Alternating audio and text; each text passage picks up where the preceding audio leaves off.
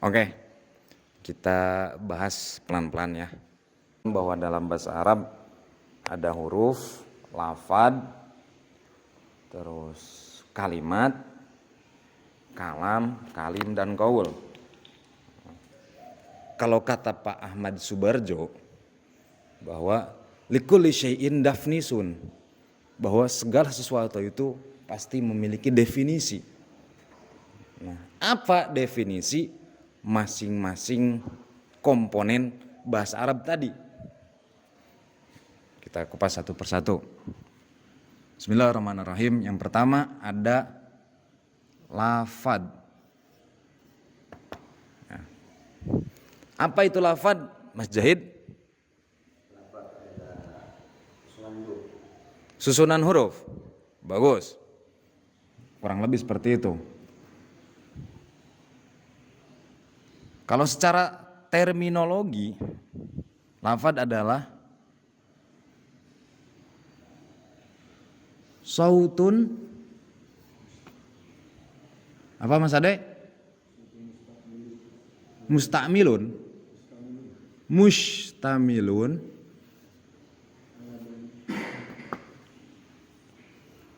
ala ba'di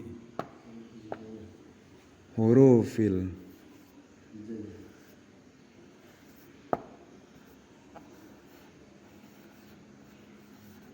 hijaiyah. Lafad adalah suara yang mengandung pada sebagian huruf hijaiyah. Kasih artinya sekalian ya. Sadai.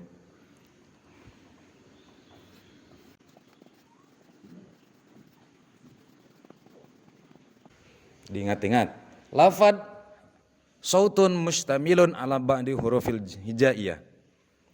Suara yang mengandung sebagian huruf hijaiyah, itu lafad.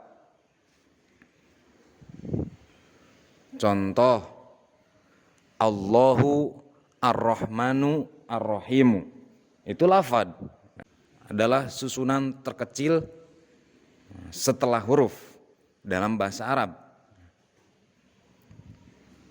Meningkat dari lafad itu ada yang namanya kalimat. Dalam bahasa Arab itu disebut kalimat, sedangkan dalam bahasa Indonesia disebut dengan kata. Kita kenal bahwa dalam bahasa Indonesia ada kata benda, ada kata kerja, ada kata bantu. Dalam bahasa Arab juga seperti itu. Ada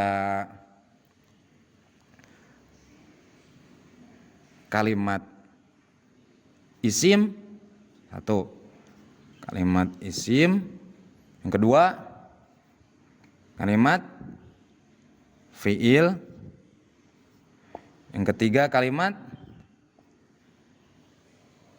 huruf.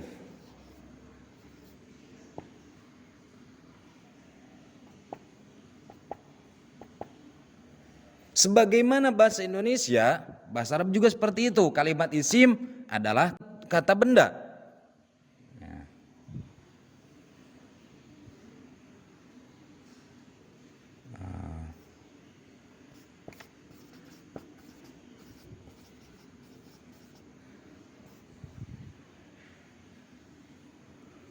Sedangkan kalimat fiil, kata kerja. Kalimat huruf, kata bantu. Kalimat isim adalah kalimatun dalat, terus ala makna fi nafsiha.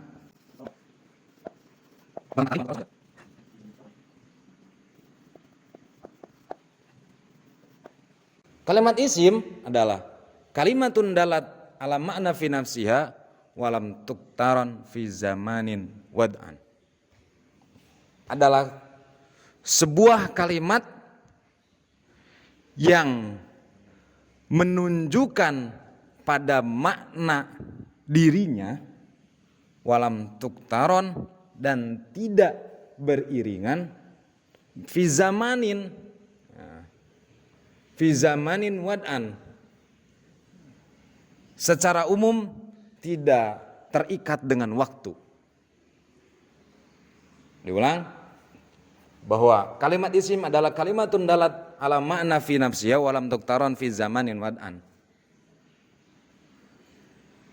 Secara aturan, bahwa kalimat isim adalah kalimat yang menunjukkan makna yang terkandung dalam dirinya dan tidak terikat dengan waktu. Itu adalah kalimat isim. Maksudnya tidak terikat dengan waktu bagaimana? Contoh, kalimat isim itu kasih nama Zaidun, kitabun. Zaidun adalah kata benda, adalah sebuah nama. Kitabun juga kata benda. Zaidun mau kemarin, mau sekarang, mau besok, minggu depan, tahun depan, 10 tahun yang akan datang, yang namanya Zaidun, yang namanya Zaid, yang namanya Mujahid, yang namanya Ade, itu kan sebuah nama. Tetap seperti itu dan tidak akan berubah. Itu namanya isim. Itu ya, saudara-saudara. Itu namanya isim. Jadi perlu diulang, isim adalah gitu. Kalimat yang menunjukkan arti dirinya sendiri dan tidak terikat dengan waktu. Yang namanya kitabun, buku, HP, papan tulis, sampai kapanpun ya tetap namanya papan tulis. Sampai kapanpun ini tetap namanya handphone atau smartphone. Sampai kapanpun yang saya pakai ini adalah baju koko. Itu. Jadi maksudnya tidak akan terikat dengan waktu. Kita kenal bahwa waktu itu ada 3, ya.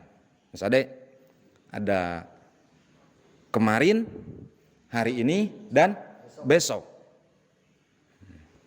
Ada masa lalu, ada masa kini, dan ada masa depan. Sedikit quotes ya. Apa yang kita alami hari ini, apa yang kita rasakan sekarang, itu merupakan buah dari apa yang kita kerjakan di masa lalu. Dan apa yang akan terjadi di masa depan, itu tergantung pada apa yang kita kerjakan pada saat sekarang. Dan kita tidak akan bisa menentukan bagaimana masa depan kita. Kita hanya bisa menentukan bagaimana kebiasaan kita, dan kebiasaan kitalah yang akan menentukan masa depan kita. Ya. Oke guys, kembali kepada sini. Ada kemarin, hari ini, dan besok. Jadi ada telah, ada sedang, dan ada akan. Jadi nggak bisa yang namanya kalimat isim itu dibubuhi atau ditambahi dengan kalimat hari ini telah Zaidun. Gak bisa. Hari ini sedang Zaidun, besok akan Zaidun. Gak bisa. Oke? Sampai di sini kalimat isim paham, Mas Zaid? Sampai di sini paham, Mas Ade? Insyaallah. Jadi sampai kapanpun yang namanya kata benda itu tidak akan terikat dengan waktu. Namanya Zaid ya Zaid, sampai kiamat juga Zaid, kecuali bapaknya yang ganti. Sekarang kedua adalah kalimat fi'il. Apa kalimat fi'il? Kalimatun dalat ala fi nafsiha. Kalimatun dalat ala makna fi nafsiha wa kurinat. Wa taktarin atau kurinat? Sama saja ya. Wa kurinat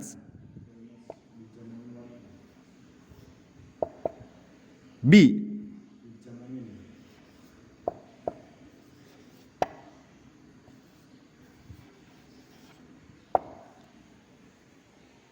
Nah, kalimat fi'il itu adalah kebalikannya dari kalimat isim. Kalimat fi'il secara pendek kata adalah kata kerja. Contoh berbicara. Contoh makan. Contoh menulis, berjalan, berlari, duduk, berdiri, dan seterusnya. Kalimat yang menunjukkan bahwa itu adalah pekerjaan, itu adalah kalimat fi'il. Itu secara etimologi. Sedangkan secara terminologi atau secara istilah adalah kalimatun dalat ala makna fi nafsiha wa kurinat bizamanin wad'an. Itu ya. Kalimat yang menunjukkan pada makna dirinya dan dia terikat oleh waktu.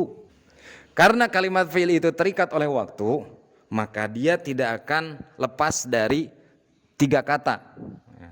Yang pertama apa Mas Ade? Telah, terus sedang, dan akan. Ada masa lalu,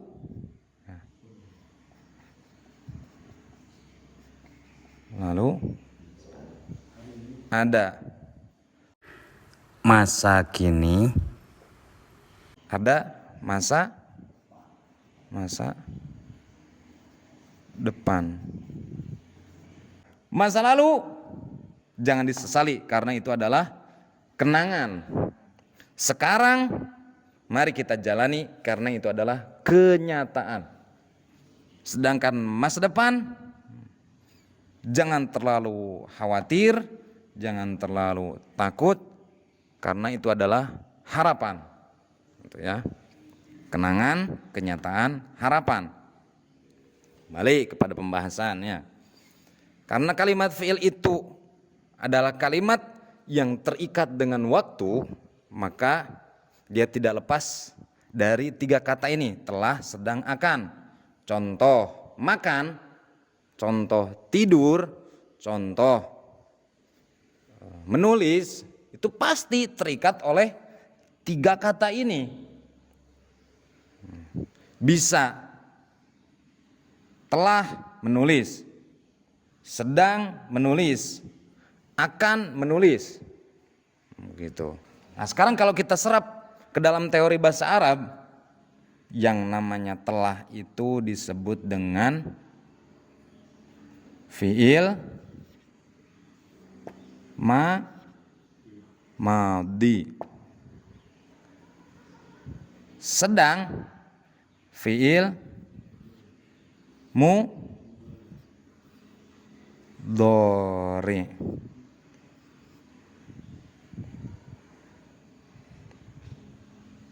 Akan bisa fi'il madhi, akan bisa fi'il mudhari, bisa fi'il amar.